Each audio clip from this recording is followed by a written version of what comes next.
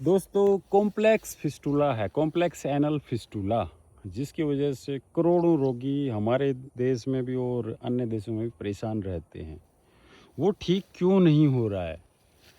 पहला कारण यह है कि आपने पहली बार जब भी या तो कराई काफ़ी लेट है, आपने अंदर तरह तरह ट्रैक्स बन चुके हैं, मल्टीपल ट्रैक्स हैं, या उसका जो ग्रेडिंग या लेवल्स हैं वो हाई अप हो चुके हैं, या प्रारंभिक शुरुआत में आपने किसी झोला छाप के पास या क्वैक के पास या ऐसे ही कोई आरंभी प्रैक्टिस करने वाले के पास आपने धागे से या ब्लेड से इसको जो उसका बाहर का सुराख होता है वो आपने कटवा दिया। तो ये इसको ट्रीट करना काफ़ी मुश्किल हो जाता है। देखिए, कॉम्प्लेक्स फिस्टुला का जो बेहतरीन ट्रीटमेंट है वो क्या है? Hybrid technique. हाइब्रिड टेक्निक में हम सबसे पहले क्या आती हैं? VAAFT, video assisted anal fistula treatment. इसमें एक हमारे पास छोटा सा स्कोप, एक दूरबीन नुमा एक औजार होता है, वो अंदर जाता है फिस्टुला के ट्रैक में, और हम उसको हमारे जो कुछ उपकरण होते हैं इलेक्ट्रॉनिक, जो कोटरीज होती हैं इलेक्ट्रिक, उनसे उसको कोटराइज करते हैं, अबलेट करते हैं अंदर के ट्रैक को, उसको डिस्ट्रॉय करते हैं। उसके बाद उसकी डिब्राइडमेंट भी करते हैं, मतलब जो कोयला, जो एक तरह से जला हुआ पदार्थ जो बन जाता है उसको वहाँ से हटाते हैं, जब तक कि उसमें से फ्रेश ब्लीडिंग नहीं स्टार्ट हो जाती है। उसके अलावा क्या करते हैं, हमारे पास होता है एक लेज़र। लेज़र कोई ब्रह्मास्त्र नहीं है। लेज़र का नाम सुनते ही खासकर कोलोरेक्टल जो पेशेंट्स होते हैं वो बड़े यूँ सोचते हैं कि भाई ये तो चमत्कारिक कोई मशीन है, छूते ही ठीक हो जाएंगे हम। लेकिन ऐसा नहीं होता है। वो एक साधारण सा एक इक्विपमेंट है, मशीन है, जिसमें हम एक हाई टेम्परेचर से एक पतले से पतले सुराख को भी हम एबलेट, मतलब उसको डिस्ट्रॉय कर पाते हैं। तो कई बार ये पहली बार में ही कामयाब हो जाता है, और कई बार क्या होता है, लेफ़्ट राइट बहुत सारी ब्रांचेज हैं उसमें आपके फिस्टुला में, तो वो सारी एरियाज़ में नहीं पहुंच पाता है। कोई ना कोई छोटा मोटा लेफ़्ट राइट या उससे ऊपर नीचे कहीं ना कोई छोटा मोटा ट्रैक बचा रह जाता है, जो दोबारा से ग्रो कर जाता है। अगली टेक्निक क्या है? सिटोन यूज़ करना। सिटोन क्या होता है? एक बोला जाए जिसको कि सार सूत्रा बोला जाता है, साधारण प्राचीन काल से, एक भाषा में बोलूँगा मैं, साधारण भाषा में जिसको आमजन समझ लेते हैं। इसमें हम कौन कौन से जो सूत्र धागे इस्तेमाल कर सकते हैं? भाई उसमें पुराने ज़माने में क्या होता था, कुछ क्षारीय, मतलब कुछ ऐसी मेडिसिन्स होती हैं, जैसे कुछ तेजाब होते हैं, कुछ क्षार होते हैं, तो वो मांस को धीरे धीरे काटते तो वे भी हैं।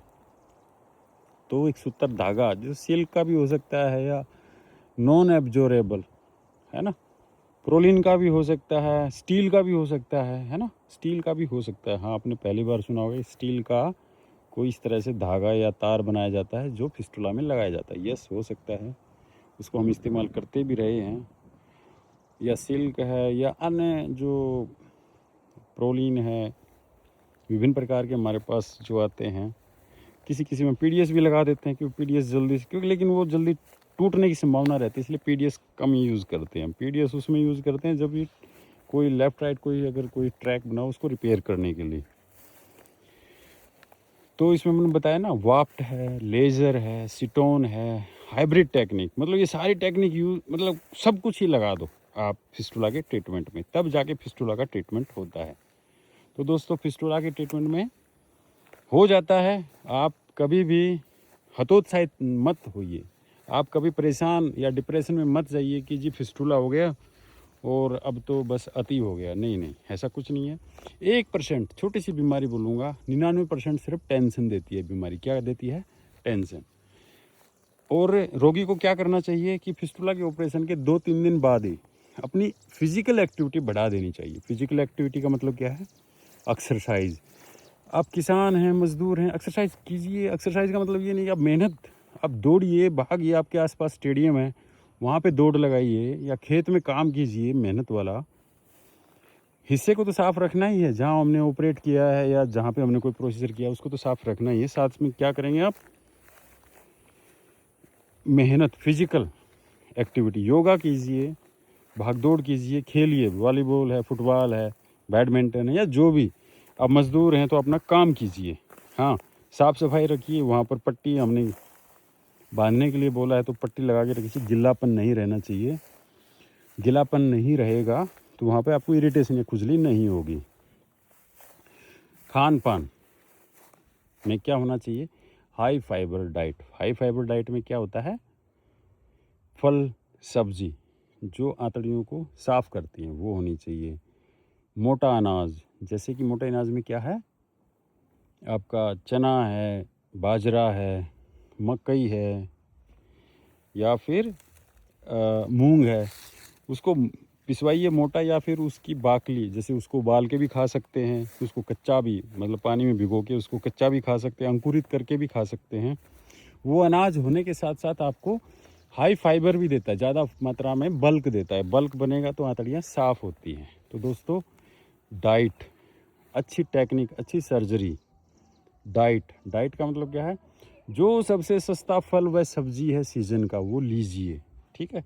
मैं ये नहीं कहता कि भाई आप अनार खाएंगे सारा दिन ही, अनार खाएंगे या फिर कीवी खाएंगे या फिर और महंगा फल, नहीं, कोई ज़रूरत नहीं है। जो सबसे सीज़न का सस्ता फल है, सब्जी है, आप उसका प्रयोग कीजिए। तरल भी लीजिए, तरल में जैसे लस्सी है, दही है, वो ज़रूर लीजिए, है ना। दूध है, नारियल पानी है, नींबू पानी है, वो सब आप लीजिए।